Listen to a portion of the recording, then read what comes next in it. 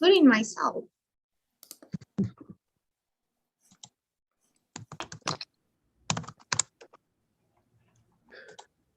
We're live. All right, well, it is now 4:11, and I would like to call the meeting of the Executive Committee on June 23rd to order. And I'll pass it right over to Rebecca to tell us about public comment, and then I'll announce who's here. Thank you. So far, we have not received any public comments. If anybody from the public wishes to make a comment, they're asked to send it to publiccomment@albanypubliclibrary.org. That's all one word. Also, you can call and leave a voicemail at 518-290-6905. The email address and phone number are monitored throughout the day, and we do ask that you leave your name and your address to identify yourself. Public comments are read during designated times of the meetings, including now, and during the full board meeting, there are 2 designation time, first in the beginning and once at the end. But like I said, no comments have been received. Thank you so much. So this is the Executive Committee of the Albany Public Library Board of Trustees. And we have an agenda today on board docs, publicly available, and we have the entire Executive Committee with us today. That's Secretary Karen Strong, VP for Finance Sarah Shearer, and VP Jenna Patera, and myself, President. We also have Scott Jarzambek, the Executive Director. So there's a lot of executive going on here, and we have Rebecca Del Gaiso. We're expecting Bob Schofield, our legal counsel, to come to the meeting by voice. How'd I do? So the first item of business is unfinished business 3.01 on our agenda. And I just wanted to put the Executive Committee back up on our radar because I haven't touched the description, the Executive Committee description, since our last Executive Committee meeting. I just wanted to know if anyone else has done that. I think we still wanted to finish it. Karen, you're on mute. I just unmuted. I think I put some edits in. I'm just gonna try to find them. Are these edits you want the rest of us to look at and agree with? I still need to find them. Sorry. Okay. I thought maybe you'd remember what they were. No, sorry. You remember a lot of things, Karen. I don't know how you do it. It's gonna take me a little bit. Okay, so what I was going to say for this agenda item is I will set myself a deadline of finishing up this committee description by the July meeting. And I'll make sure that everybody else on the committee sees it and agrees that this is the description that we want. Does that sound okay to everybody? Okay. So I'm not sure of the rules of the road here. This is something the 4 of us can talk about without a meeting, right? This committee description, I believe. Does everybody agree with that? What does that mean, Matthew? You mean you can add comments to it and send it back around to each other? Yes. Yeah, but you can't actually approve it or finalize it without a meeting. Okay, so I'll set the full board meeting as the deadline, and the next executive committee meeting, which I assume will be after that point, as the time when we can publicly finalize it. How does that sound to everybody? And then Karen, when you find it, we can all take a quick look outside of this meeting. Whoops, you're on mute. Oh, Yep, I found it. It's in, it was from April. Okay, We both worked on yeah. it after the meeting. I haven't touched it at all. So I just wanted to put it out there that I will do what I can to put in what I think is the final part so that we can address it and put it to bed at the next executive committee meeting. And I'm setting the full board meeting as a deadline because I want that last finishing stuff to be done before we have the meeting. It has nothing to do with showing it at the full board meeting, if that makes sense. Is everybody good with that? Okay, I'm getting some nods. So I think we can move on to the new business. So the new business is the executive director, Scott Jozombek, is requesting a change to the way his hours were written in the last, I guess there's a memo that is an addendum to the contract or something like this. Now, there's a memo that the board issued many moons ago, right after Scott started, that frankly had very little to do with Scott and a lot more to do with Scott's predecessor. But the same standard was basically imposed on him with respect to hours of work, work schedule, and the ability to alter those schedules. That document was then incorporated into both the executive director's statement of compensation and benefits, and then subsequently last April, if I remember correctly, the executive director's employment agreement, when we switched to that model. It's actually incorporated as an exhibit to the executive director's employment agreement, which I have 99.9% certainty was signed, but I don't personally have a signed copy of it. And I know that we were trying to track one down. Okay, thank you. And it looks like no one does. Okay, so Bob, you were talking about putting out some language that we could approve as a board for what Scott is requesting.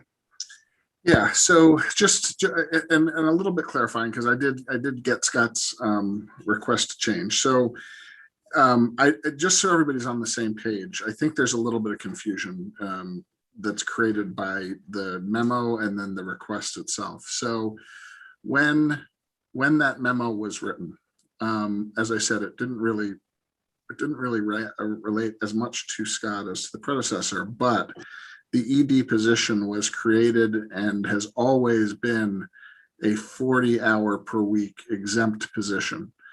There's some mention of break times and what have you in the request. I think those are actually misplaced because two things. Number one, there's no such breaks in the federal labor law. They only exist in the state labor law.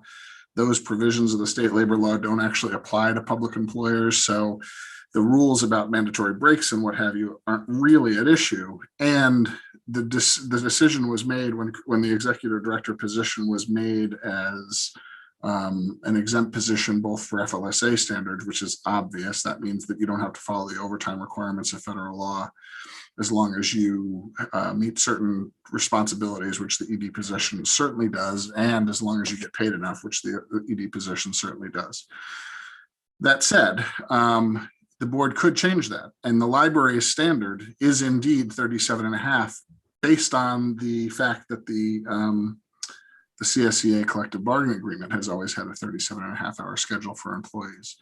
But it was intentionally differentiated for the director because that position was exempt and because of the issues that existed predating Scott.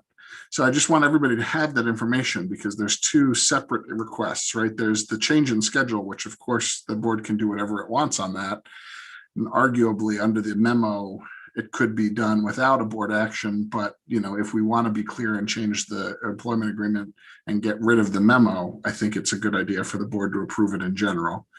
And then there's the second piece of, is there actually an intention to change the number of hours worked in a week or not? And if so, what would that look like? And so that's the other piece that needs to be discussed by the board. And it's probably just worthwhile, so everybody's on the same page before we take this to the board, so that we had a quick conversation here to see where we were. I know that there's also a salary issue that needs to happen in connection with the review too. Also something that the board has to weigh in on, but when I was talking to Matthew about how to move forward with it, I think he and I both needed some input on where to take that and where to go, what to present to the board on that as a concept. So I can comment on that last piece quickly. So what we've done in the past, which we neglected to do this time, is when we talked about that as a board, we talked about the review as a board, we usually talked about the compensation piece too and just took care of it right then. I just didn't do that this year. And then I just sent an email over to the appropriate people so that all of the things move forward. So that's all we've done in the past. And ultimately it does have to get approved in a public session. That was the very first question that Matthew asked, is this an executive session item? And it's not. Okay. Oh, it never happened before. Okay, so we must take this back to the full board and let the board approve. If I'm understanding this correctly, let the board approve the new compensation Scott's raised, basically. Yes. Well, it's Yeah, not. the executive committee can't do it alone, We but have it to certainly take this might to the be full helpful board. to the board if you guys work through some thoughts and brought something to them so that you don't have to figure it out on the fly there. But that's, of course, just a question of how you want to proceed. So the idea of compensation is in the executive session. No, of our meeting now. So Yes. Scott's contract has a very clear, laid out incentive structure. It's not a raise; it's an incentive payment. And so I put that in chat. So it's very straightforward. And so he meets the standards. We determine he meets the standards. He gets the payment. That's my understanding. It's how it's worked so far. So I don't know what there is to discuss except to agree that 95 to 100% of established performance goals show substantial effort and progress. I just want to give him more. Now I'm just kidding. I was do- under the impression we were talking about a salary change, not the incentive bonus. No, The I bonus. understand it as what we have to do tied to the evaluation. So we can just put that as an agenda item for the next full board meeting. Yes. Well, clarify, Bob, is that necessary? Well, okay, hold on. Now I'm very confused. Everything's tied to evaluation. Salaries tied to evaluation. The bonus structure it's a formula. So I think you're right, Karen. If all you're doing is following the formula on the bonus structure, I don't know that needs to be explicitly approved. It just needs to be declared to Scott, so we have a record of it. But if you're not looking to change the salary in the section prior, then there's no board action. I was under the impression you were looking to make a salary change. If that's not the case, then we may be able to avoid a prolonged discussion about a change in public session. I'm pulling up the document right now so I can follow along. I wasn't looking for a salary change. I think when you saw Scott's document, though, you felt like going to 37.5 hours. That definitely has to be, that's definitely a board action without question. Then I'll drop that request. That's what I'm confused about, because that's how it's always been presented to me. So if I need to do 40, that's fine. Well, you're doing more than 40, I'm sure. It's Yes, it's just, if you were going to do 37 and a half, it would be a different mindset. So all of your documents have always said 40 exempt. And it doesn't shock me that you've thought of it as 37 and a half, because every single person that reports to you follows that. It's just yours has always been the full 40-hour work week exempt. And so those things, those break issues and what have you, don't really enter into it. But, I don't suspect that there's ever been a day that you've worked less than 8 hours. And so it's just, unless you're taking leave, and therefore it hasn't come up. And it could be changed. You know, it was just the board's prerogative when this was set, at the time that it was set and under the circumstances it was set, that it be clearly 40 hours a week. And I think, Karen, you were there, right, for the tail end of that? Trying to remember if you had just come on, maybe. I mean, at the beginning of when Scott started. Yeah, were you here when Carol was here? You didn't overlap. No. Okay, Nope. so It came so then after. unfortunately, you know, if people want to know the history, I can, but we should probably go into executive session to talk about that because it relates to a particular individual's, you know, evaluation and performance. Okay, so should the change of hours discussion continue in executive session later, or how are we going to address that? Just strictly changing hours. So Bob was telling me at some point that Bob could create a resolution that the full board could vote on for the hours. It would be a contract amendment and a resolution to make the change. Okay, you would write that amendment and you would help us with the resolution language, correct? Both. Good. And then I want to pull up that exhibit B because I want to look at it.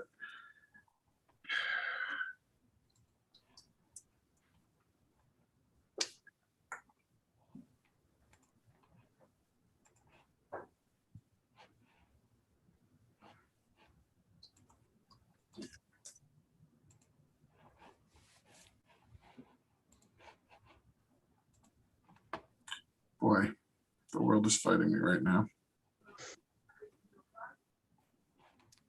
Bob, we may need to talk to Human Resources because I think they have the accruals messed up for me then. Because they're doing it on 37 and a half. Yes.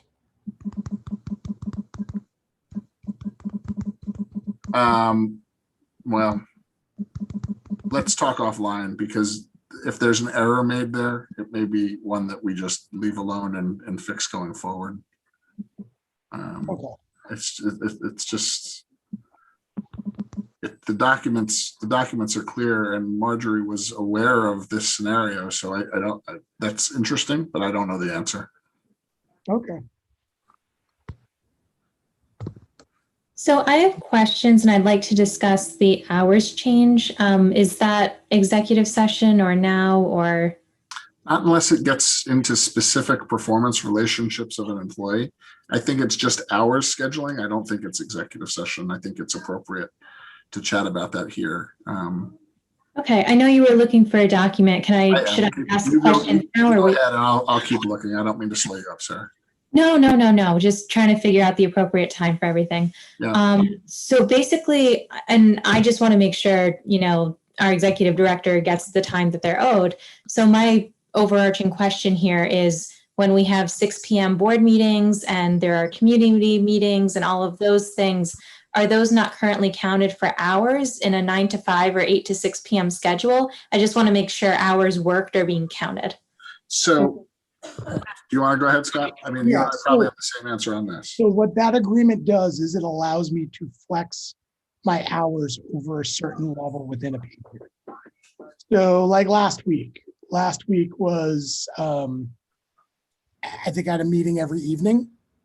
Those hours got counted. And I think I was at about 43 hours with flexing time. If I didn't flex time, I would have been close to 50. So what that agreement does is it allows me to change my schedule. So if I have an evening meeting, typically what happens is I almost always have a morning meeting. If I have an evening meeting, I split my shift. So in other words, come in at 8 or 8:30, do my morning meetings. And then if I have a meeting after 6 o'clock, 5 o'clock, then that's my hours. I usually move those into a break in the middle of the day.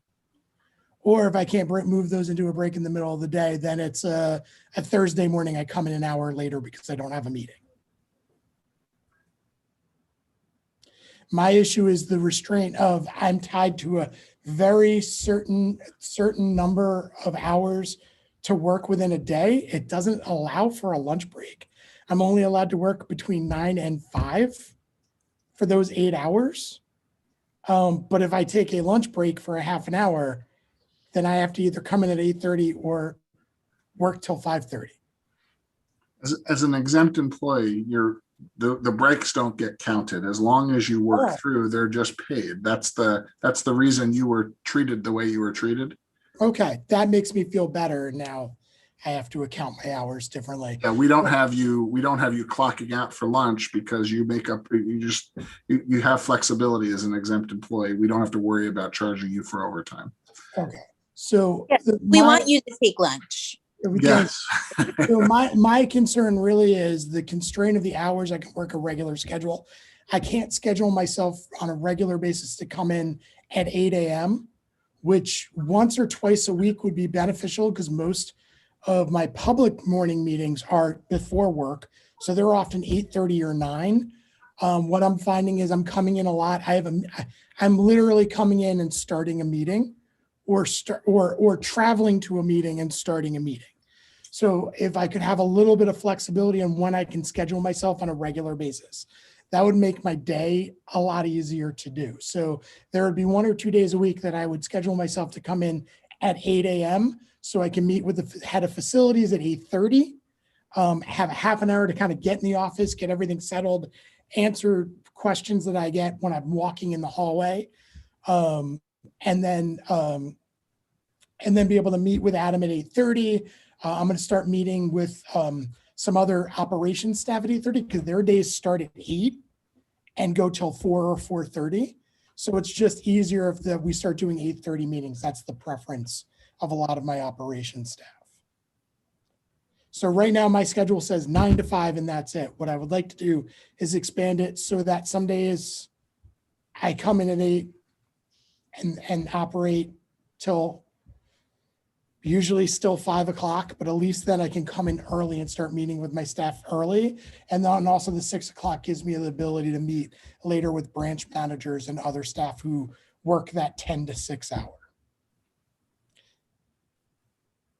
So does that mean that when you have your evening meetings, that they don't count towards your hours? They do. I flex those hours. So typically anything that goes from 6 o'clock on, what I'll do is find some time during the week to take when I can to take those hours off. And Karen, you know my timesheet. Right. I thought that all this seemed like everything was counted. Yeah, everything's counted. It's just this gives me the ability to regularly schedule myself earlier than 9 a.m. On a few days so I can meet with operations staff. I guess oh, go ahead. I have assumed that as the executive, you had that ability, which I know that I am absolutely fine with that. I think that makes a lot of sense. You should be able to require that level of flexibility, I think, given the nature of your position. I will tell you, compared to my peers and even when I was in a position that was a department head position, I never had that much constraint on my schedule. When I was with North Castle, they gave me a window of hours to work within that they were comfortable with me scheduling myself, with the understanding that I needed to go to department meetings that were at 8 a.m. I don't want to hamstring myself to being work. I have to work 9 to 5. I find it odd when I have a position that there is every 6th or 7th weekend I have to work because I'm in the administrative rotation. So there is, 2 weekends in the summer where I will at least be showing up for a few hours a day. Hopefully if no one calls in sick because I'm the administrator on call. So for what this might be helpful to the executive committee, I'm just sending around the memo that's driving this whole thing. And Scott, your interpretation of it certainly isn't wacky because of the way it's written, but I'm reading it. And for what this is worth, if you had called me and said, what does this memo say? Can I work 8 to 4 as my primary work schedule? I think the memo does allow for that, as long as you officially were to tell someone, because it talks about that 9 to 5 being the norm, but it also talks about authorizing you to deviate from it as you deem appropriate in your sound and professional judgment. On most days, you will continue to work at least 8 hours. You may flex your schedule by shifting your start and end times and or work non-consecutive hours. And it goes on to say, if you work a shorter day as a relative prior longer day, the flex time just has to be used in the same period. So I think your idea of let's be all on the same page and expand this, if that's what you want to do, is fine. But I'm not sure you were as limited as purely 9 to 5, even under this memo. Okay. That said, making it a broader range, there's nothing wrong with that. And it's probably great to document it, especially since this memo exists. I just want to make sure I answered Sarah's questions. No, I think that's right. And I just sent the memo around to everybody so you can see it. As we sit here today, the memo doesn't make a whole lot of sense because it was to fix a problem that no longer exists. Yeah, so I apologize for With Scott. kind of repeating, but I just want to make sure I'm understanding. I understand the split shift and flexing hours. I just don't understand, why you would ask for 8 to 6 if you often work after 6, and how those hours are captured if it's set 8 to 6. We just want to make sure that all of the hours are captured. Yeah, it's you'll see why when you read the memo that it's referenced in my contract, it says 9 to 5. Right. And that's a concern, regularly working 9 to 5. I don't think I've ever had a week that I regularly worked 9 to 5. Yeah, I guess I just don't understand you wanting the expansion to 8 to 6, because we just want to make sure that the nighttime hours are still captured in that after 6. At this point, I don't know. Just trying to, in a way, not completely change it, but also be more flexible. But if the board is comfortable with the Bob's interpretation and it's not as constraining as it appeared to me in the memo, I'm comfortable with that. And I have to say, Bob's interpretation sounds really good to me too, because we don't have to really mess with things that are there and you can do what you need to do. Bob mentioned as long as you do all the flexing that you want to do, as long as you run it by somebody. So would that be the board president, whoever that is at the time, or how do you envision Bob? So the board president always has access to my Gmail calendar, and that will show when, and I put in that when I flex time. And as far as I'm concerned, you've notified me. That's it. And if it would help, I could send a memo to the executive committee and to Scott saying that the question came up. We've all read the memo. The memo is clear that it was a default of 9 to 5, but now we all also agree that as long as it's 40 hours a week, it really doesn't matter what the hours are. Yes. Yeah, I agree with that. And I think that would be good, Bob, just for Posterity. posterity's sake. Yes. No problem. Institutional memory. When the board president who approves my timesheet, whoever that will be, will see how wacky my timesheet is. I always put notes in why it is the way it is. So I usually would put AM meeting and an explanation of the meeting, PM meeting, explanation of the meeting. If I use flex hours, I put in the notes, these are flex hours from this specific day or this specific time. And I had another point that I totally forgot now. And also, most public meetings, so meetings that aren't on the board calendar, are reported out in every board report. Right. So you'll see in my report, I was at this meeting. So there's almost like 3 different places I report it. Yeah, that's like more than sufficient for me as the current president. That's fine. And So then there's how emergency hours, like I'll end up working a Saturday or Sunday because we have an upset patron or there's an emergency, or sometimes I have to fill in on a desk, or the power, something happens at a branch in the middle of the night. I always put those in as well. So sometimes I don't want to call Matthew at 11 o'clock at night and say, I have to run to the Hal branch because a water pipe broke. Getting okay to flex my time. But there's And I all, would not want that either. yeah, there's all good. I used to call Karen at 5:30 to talk about snow. Actually, no, it was Mary Ellen. And Mary Ellen finally said, stop calling me at 5:30 in the morning. We trust you. Yeah, so I mean, that's always reflected in my timesheet, my calendar. I don't want to say Google Calendar, possibilities of changes on that. And also, those two play timesheet and Google That's Calendar. that's perfectly sufficient for me. Karen, were you going to add something? I was just wondering how much time it takes to do all that reporting, and I mean, you wanted to drop the when to work stuff, which is definitely fine. I mean, I get those emails and not really sure what it was, because I saw it in your timesheet, and I could check it in your calendar if I wanted. So Sure. Agreed.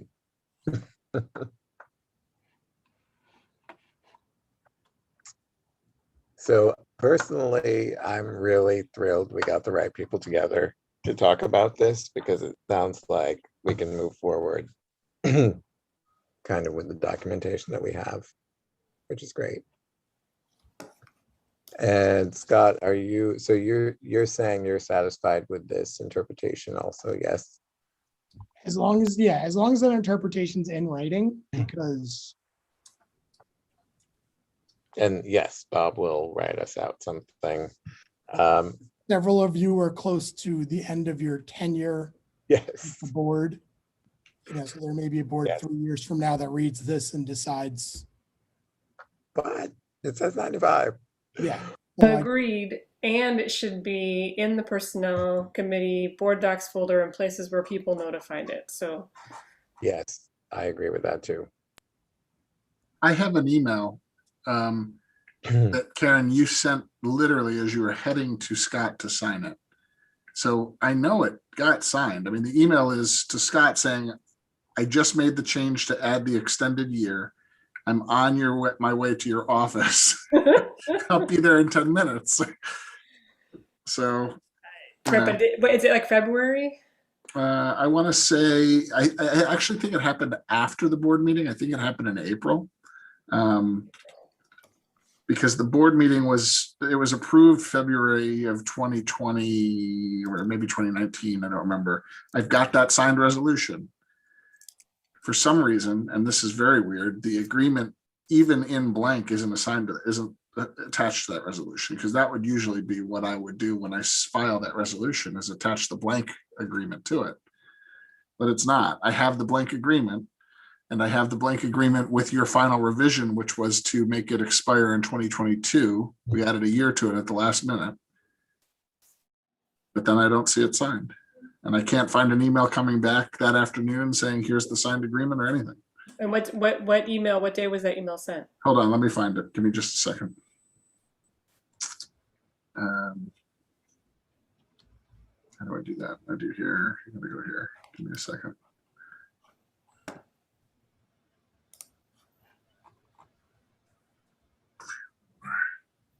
Problem is, I don't know which email address you used to send it, so I'm kind of Library. guessing on that. I found it though.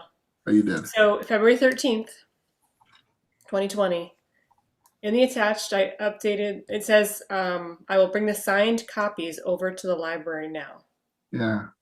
So I brought signed copies over to the library on February 13th.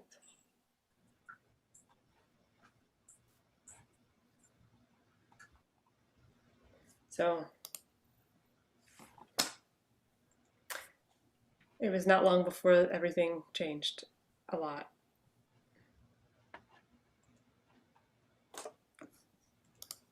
The next day, I was in Brooklyn at the Lumineers concert, and then the world changed. Oh. So while you're looking, Bob, the letter that you're going to write with your interpretation, is that something that will need to be approved when we get it, or we just file it, or how? No, will it's just gonna, I think it'll just clarify that we came to this conclusion and just document it.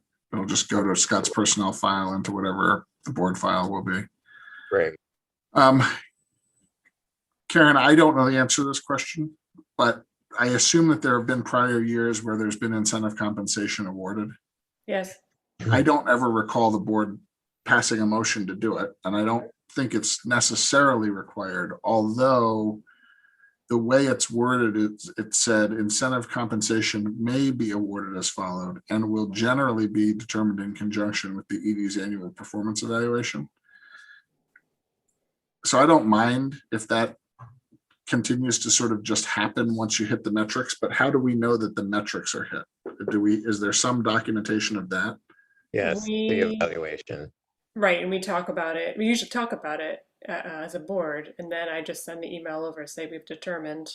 And but there's a writing that says we've done the evaluation, you've hit these metrics.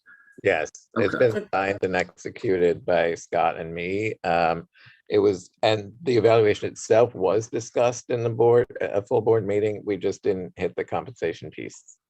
Right, but what I did is I sent an email over to Marjorie, and I think I've copied you on occasion, at least. That's very possible. I didn't remember a board vote. So then let's continue doing that, and let's just make it clear that, Matthew, you're going to send a confirmatory document to HR, and you're going to put in the performance review that this level of attainment has been hit. So yes, that we have a document to point to. That's in the review. That's in the review already. Yes, I shall email Marjorie about this tomorrow. Okay. Hey, while we're talking about reviews, I have a few signed reviews that need to go where reviews go. And that's something before next week. That's something that's been a debate about where those go. And so I just want to, those go in the personnel. Bob says they go in the personnel file. Original should go to the personnel file, and a copy should be kept by the reviewer, in this case by the board, in the board's file. The most important places they get in the personnel file, though. Right. Where is the board's file? Because I'm going to have one to hand over too that I'm sitting on that we just signed. The board's file is in the memo that Rebecca and I are working on. There's actually a filing cabinet right behind Rebecca's desk. Oh, very nice. And she has a key. So this is going to be in the memo, so you know everyone knows it exists. Rebecca has a question, right? Lock cabinet in my office, or she's clarifying. Yes. Thank you, Rebecca. So Rebecca put in the chat that it is now that chat is gone. Hang on. I'm on my phone, so let me pull it up.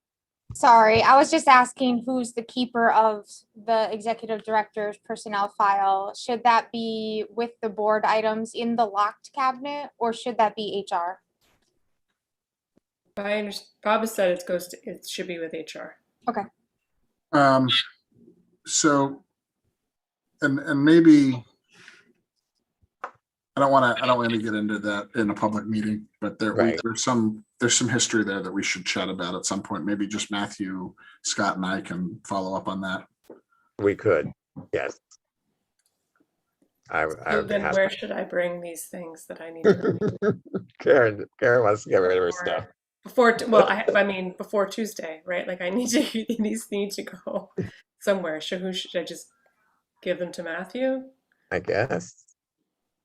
If you're comfortable with that, yes, that's a great idea. Okay. We're neighbors. At least know that they're getting to Matthew, and then we'll make sure they get where they need to go. I don't want to, for all the obvious reasons, don't want to keep talking about this issue in a public meeting. Great. So does everybody feel ready to move on to the next two items, which are just a little bit fluff, but it's just my scatterbrainness that put them on the agenda? Matthew, do you need me for the next two items? We don't, but we might need you for the executive session. Okay. So the next two items, the swearing in procedure, I'm just like, and maybe this is, I'm sure this is written somewhere, but like, I'm reelected, so I can't swear myself in. I'm gonna swear the newly elected trustee in, I suppose. Does that mean Jenna, as vice president, swears me in as a trustee? Is that how Yep. that works? Okay, Sure. so that's done. And remember, that's not the actual swearing in. The swearing in is when I notarize your signature on the oath. So it'll look very lovely if Jenna signs you in, and that's what we should do, swear you in. Yes, thank you. That's what I needed to know. Next item, the nomination of officers. We don't have a formal slate, so how are we going to do that? You don't have a formal slate? I No, thought we we have, well, I thought we have kind of an informal idea of who to nominate, yes? But Well, you when we have time. You've got time. And remember, even if you don't have a slate, you've got a process by which you'll put people up and it'll happen organically. But you've got time to figure out who's going to run for the various seats too. So Oh, I think that we kind of have, but we just, we never sent anything to the full board, like this is who we think the slate is. And which was an idea that some of the do that. personnel. I don't think we normally have We sent. haven't done that, but one of our newer trustees had this as an idea, but one of our seasoned trustees disagreed with it completely. So we can do the old organic way. Is everybody happy with that? you used to, yeah, Matthew, there was a history and there was a point in time where you were actually having a committee put up a slate of officers. They were deciding who it was going to be, and they were putting the slate up, and then the board was voting on the slate, which it's not really consistent with the open meetings law, and it offended some people that they weren't even asked about their interest. And so that's why you're doing it the way you're doing it now. I know that there's been in the past some planning and coordination on who wants to run for what. That's perfectly fine. But your script really does have you do it the way you're supposed to. You open the floor, there's whatever nominations there are.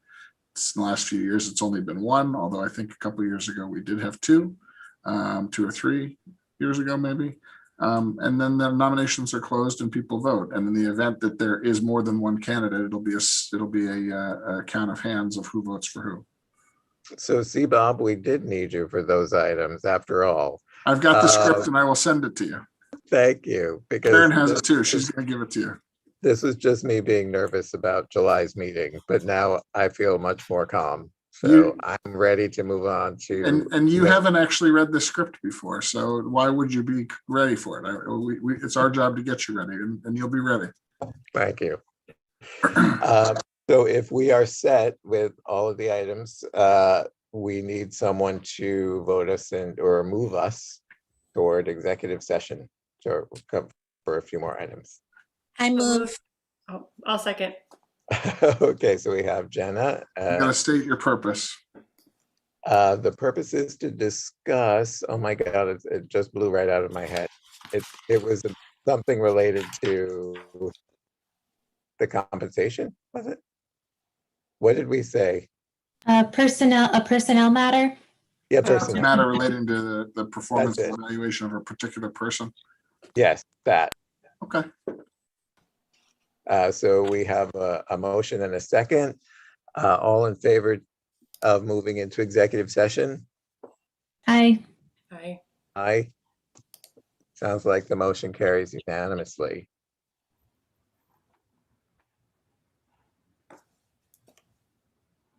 So, 1 second, I'm creating the break room. okay.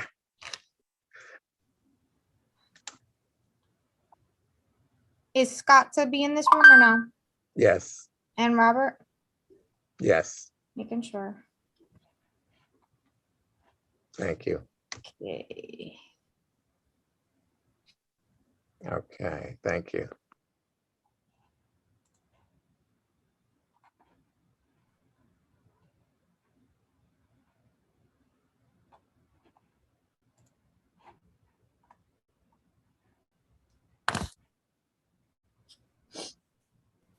Go in the room, Scott.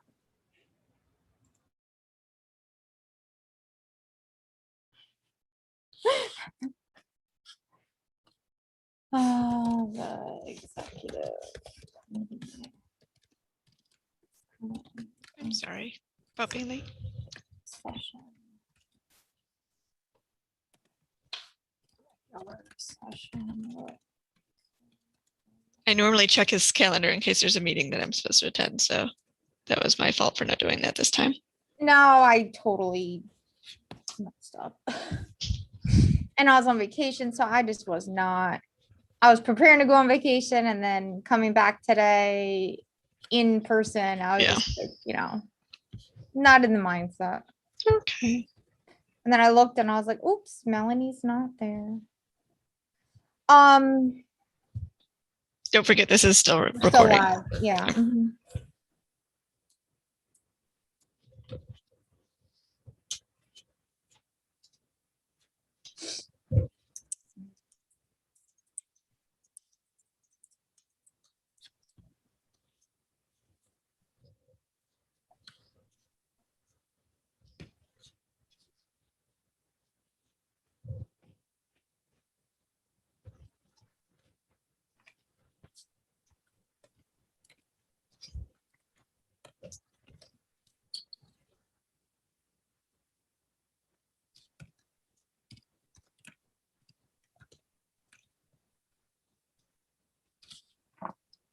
If I were to make you the host, Mhm. that wouldn't mess up anything right now, right? I've never changed a host in the middle of the breakout rooms. Yeah, I mean.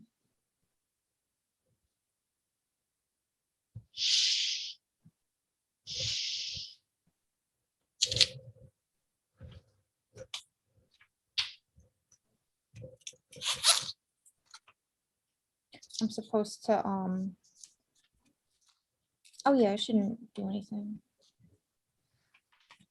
Supposed to go down to Rhinebeck. Oh, My aunt from Florida drove up and having pizza before she leaves tomorrow. nice. It worked out nice. The kids have taekwondo tonight, so dinner's late. So. Oh, good.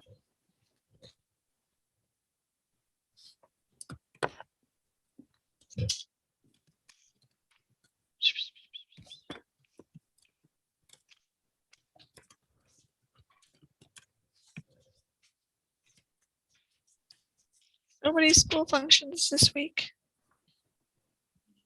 My nephew just became a middle schooler. That's what my daughter's doing on Friday. Oh my goodness, these kids. And I think Scott's son is doing it tomorrow. So Yeah, he's the same age as Gavin. How old is Maggie? 10. But 10. she'll turn 11 this year. September 2nd. It's a very special day. Wonderful days. I'm taking the day off.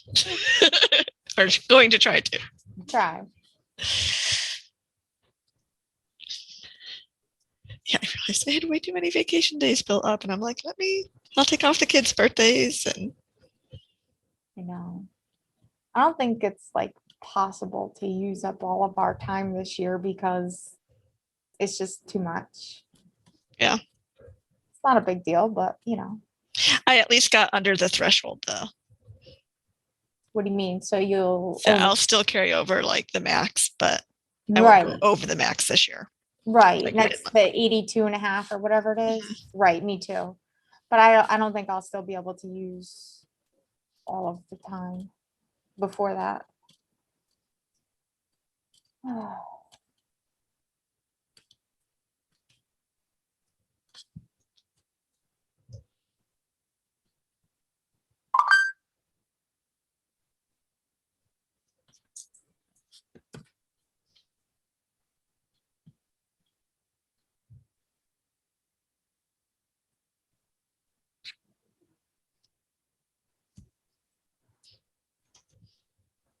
Evaluation of a particular person. Oh shoot, what time was it when they went in? 4:55. It was 4:56 When they went in? Yep. Okay. How'd you get that? because I texted somebody. Oh, okay. Texted you. Oh, okay. Because I just looked and I was like, maybe 4:55. Okay, that makes sense.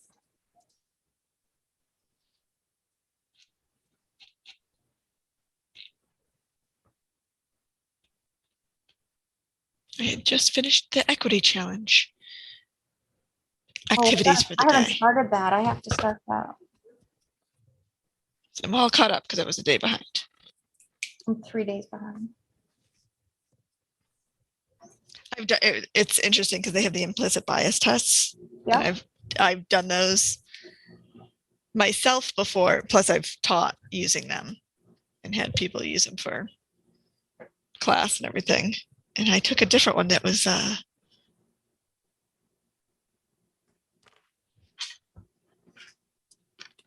what was it? Weapons. Like my feeling towards weapons. If I feel, I forget how it was, but I was just like, oh, I'm like right middle of the road. So I was like, no, essentially no biases there. Hey, Bob. Oh, Nope. Oh,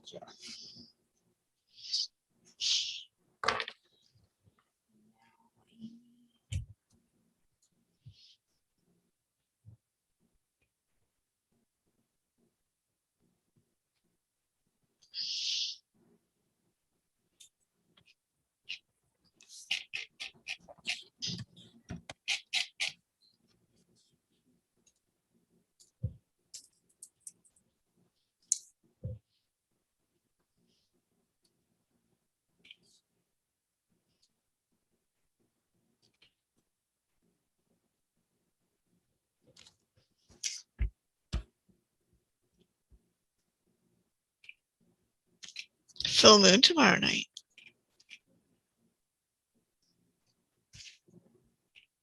Should be interesting. what is it? Full moon. Oh, And it's the strawberry moon. And it's the last super moon of the year. Always confuses me. exciting.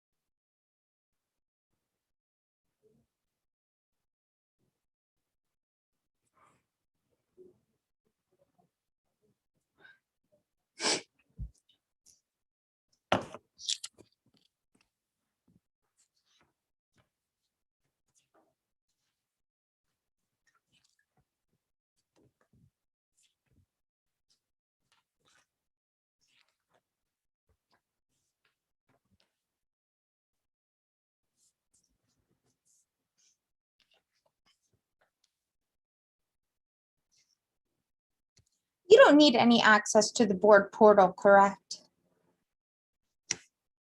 I don't think there's really anything in there. It's because yesterday I was reorganizing things with Karen. And she really wants the board portal to be just for trustees.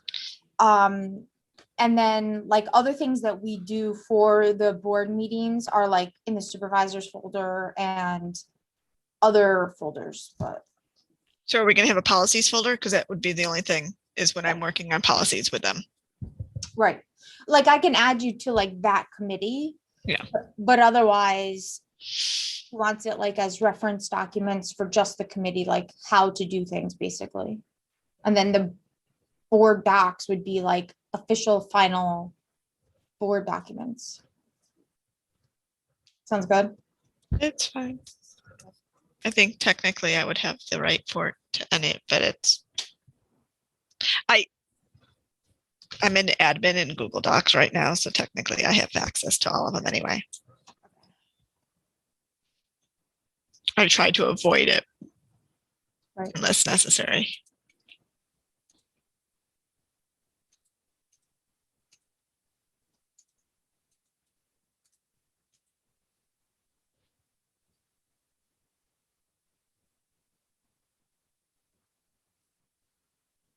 I don't hear him talking anymore.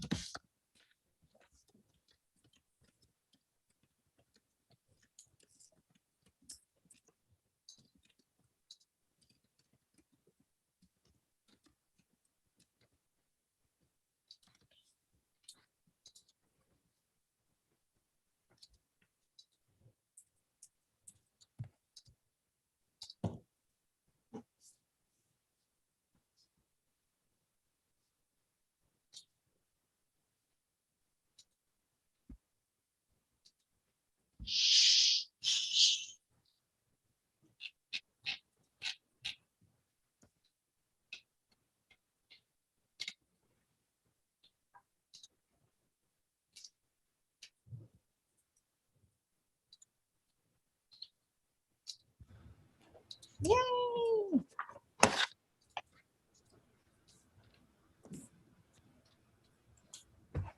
Welcome back. Thank you. So what were you saying? Me? I just was,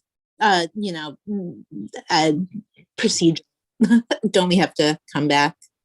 Yes, this is this part. So, Yeah. yeah. I'd like to move the official meeting. Yes. Do we have a motion from the floor to adjourn the executive committee meeting? I move. Yay. Jennifer Tara moves. Second. Do we have a Second. second? Thank you, Sarah. Got a second? Wonderful. All in favor? Any discussion? No, I'm just kidding. No All in favor? Aye. Aye. All right. Who ended the executive session? It was Karen, moved- Sarah. Karen and Sarah? Yeah. Karen, then Sarah. Yeah, Thank you. thank you. All right, are we not live anymore? Hold on. Okay. We're still live.